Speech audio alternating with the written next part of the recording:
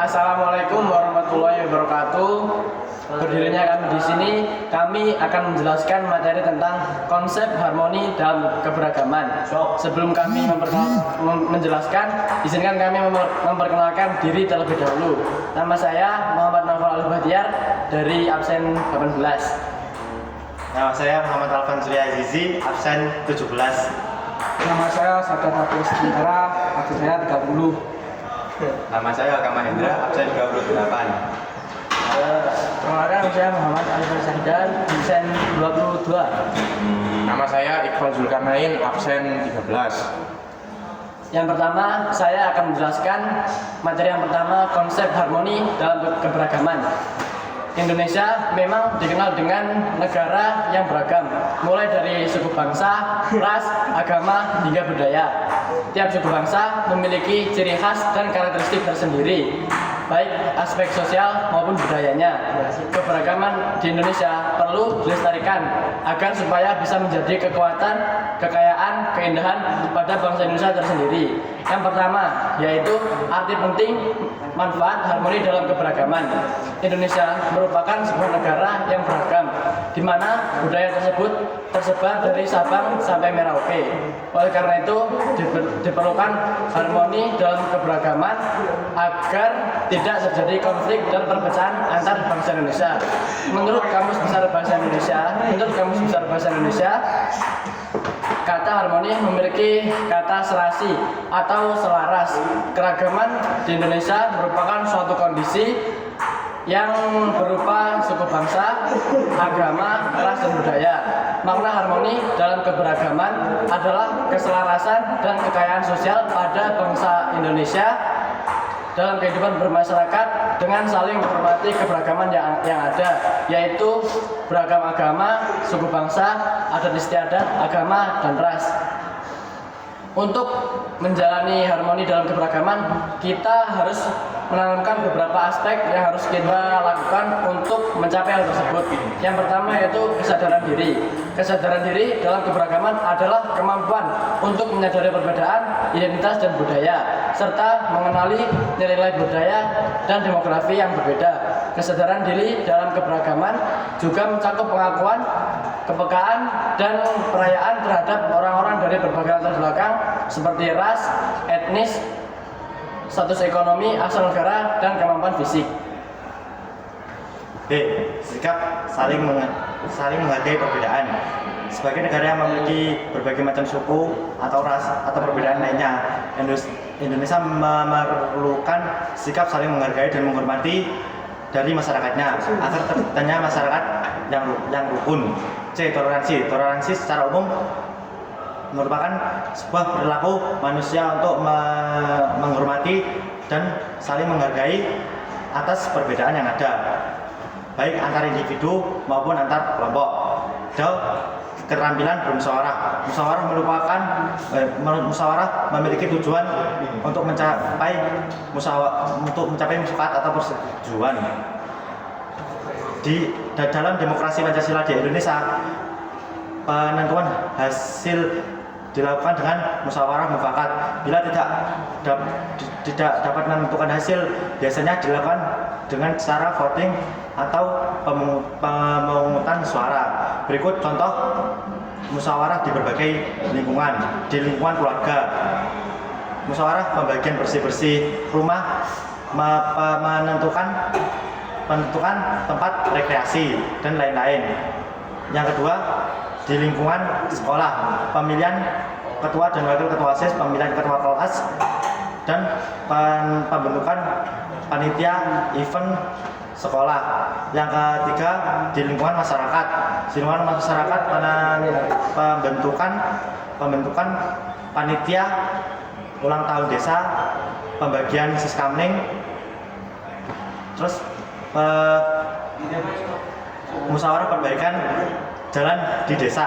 Yang keempat, musyawarah di lingkungan negara, rapat anggota Dewan Perwakilan Rakyat, musyawarah perumusan undang-undang, dan lain-lain. Kedaulatan. Sikap kedaulatan adalah sikap atau nilai-nilai yang dapat ditiru atau diteladani oleh orang lain. Keteladanan dapat meliputi perkataan, perbuatan, sikap, atau perilaku seseorang yang dapat ditiru. Menjaga harmoni merupakan tanggung jawab seluruh rakyat Indonesia, baik pelajar maupun masyarakat maupun pemerintah. Adapun manfaat menjaga harmoni sebagai keberagaman. Yang pertama, meningkatkan persatuan. Harmoni sosial menumbuhkan rasa persatuan dan kesatuan di antara masyarakat. Yang kedua, membangun kepercayaan. Kepercayaan adalah fondasi dari hubungan yang kuat. Yang ketiga, meningkatkan kesejahteraan bersama. Ketika masyarakat hidup dengan harmoni, mereka lebih fokus daripada kemajuan bersama, daripada perselisihan. Membangun lingkungan toleransi. Harmoni sosial menumbuhkan sikap toleransi dan saling menghormati perbedaan. Yang kelima, mendorong inovasi dan membangun berkelanjutan. Masyarakat harmoni adalah masyarakat yang kreatif dan inovatif. Lalu saya akan menjelaskan tentang pentingnya memahami dan menghargai keberagaman. Wilayah Negara Kesatuan Republik Indonesia dihuni oleh bangsa Indonesia yang memiliki keberagaman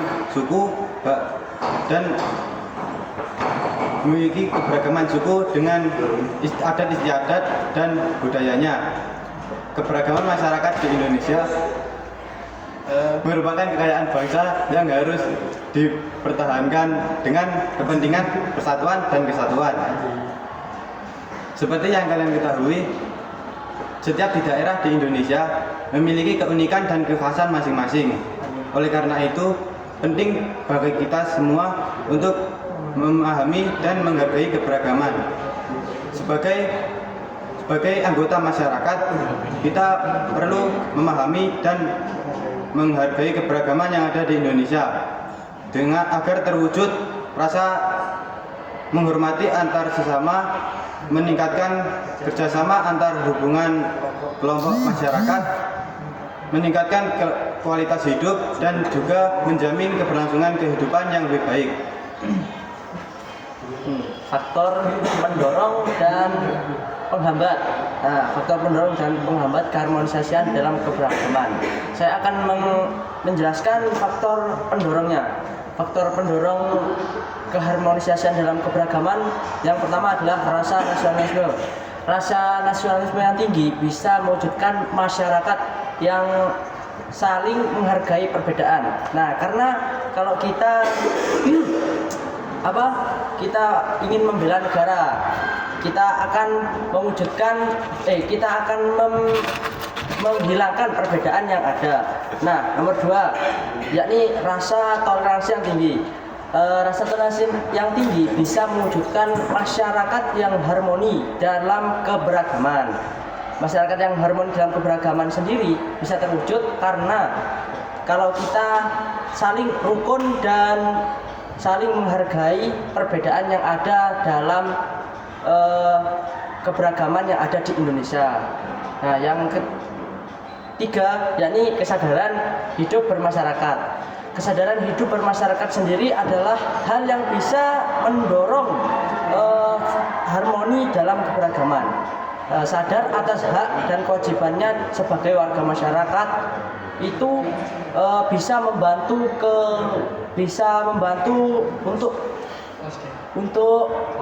mewujudkan kehidupan sosial yang selaras dan teratur. 4, yakni nilai-nilai menghargai perbedaan. Bangsa Indonesia memiliki kesadaran mengenai budaya, misalnya menghargai sesama manusia dan antar kelompok yang berbeda satu sama lainnya.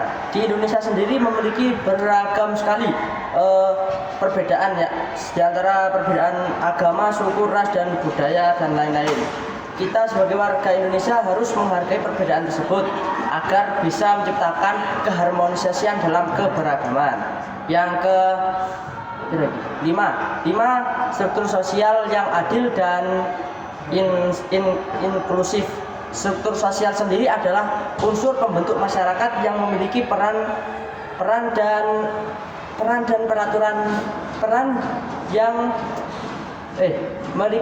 fungsinya masing-masing untuk menciptakan tatanan masyarakat yang sistematis dan teratur.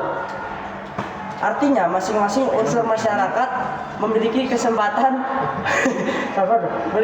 yang sama dalam melakukan peranan dan fungsi sosialnya dalam mencapai tujuan bersama. Yang terakhir, yakni pembangunan infrastruktur yang merata. Pembangunan infrastruktur yang merata bisa menjadi salah satu faktor pendorong terwujudnya harmoni dan dalam keberagaman. Pembangunan infrastruktur yang merata dapat menghubungkan antara kelompok yang berbeda sekaligus mengatasi kesenjangan antar kelompok dan masyarakat bisa hidup damai. Ya. Nah, yang selanjutnya yaitu faktor penghambat harmoni dalam keberagaman. Yang pertama yaitu keragaman budaya. Nah, keragaman budaya itu justru bisa menghambat harmoni. Misal dalam suatu daerah, misal karena perbedaan bahasa daerah. Nah, hal itu bisa membuat mengalami rentannya konflik akibat kesalahan pahaman dalam berkomunikasi. Nah, yang kedua yaitu kesenjangan sosial. Kesenjangan sosial dapat terjadi karena misal status, terus pendapatan dan kekayaan. Nah, status tiga hal yang berbeda ini bisa memicu terjadinya kesenjangan sosial. Kesenjangan sosial apa contohnya? Misal, yang kaya hanya mau bergaul dengan yang kaya, tidak mau bergaul dengan yang miskin. Nah, jadi gitu. Yang selanjutnya yaitu pembangunan yang tidak merata. Pembangunan yang tidak merata dapat memicu konflik. Jadi, misal di daerah A terjadi pembangunan, terus di daerah B tidak terjadi pembangunan. Nah, pasti sih yang B ini akan merasa tidak adil. Nah, hal itu juga dapat memicu terjadinya konflik dan mengganggu harmoni keberagaman sosial. Yang selanjutnya yaitu egoisme. Egoisme sendiri adalah sikap yang hanya mementingkan diri sendiri dan tidak peduli terhadap orang lain. Motivasi dari sikap ini biasanya hanya mementingkan diri sendiri, yaitu mementingkan diri sendiri gitu, jadi tidak peduli dengan orang lain. Nah, sikap ini juga tidak baik karena dapat mengganggu harmoni dalam keberagaman. Yang selanjutnya yaitu etnosentrisme. Etnosentrisme adalah sikap atau pandangan yang berpangkal kepada masyarakat dan kebudayaannya sendiri. Biasanya sikap ini disertai dengan sikap yang memandang rendah kelompok lain gitu. Yang selanjutnya yaitu eksklusivisme. Eksklusivisme yaitu sikap yang menganggap kelompok atau budayanya sendiri itu lebih baik daripada budayanya yang lain. Nah, hal ini juga tidak bagus karena dapat memicu konflik dalam harmoni keberagaman. Yang selanjutnya yaitu stereotip etnis. Stereotip sendiri adalah pandangan subjektif dari suatu etnis atau bangsa kepada etnis lain atau bangsa lain.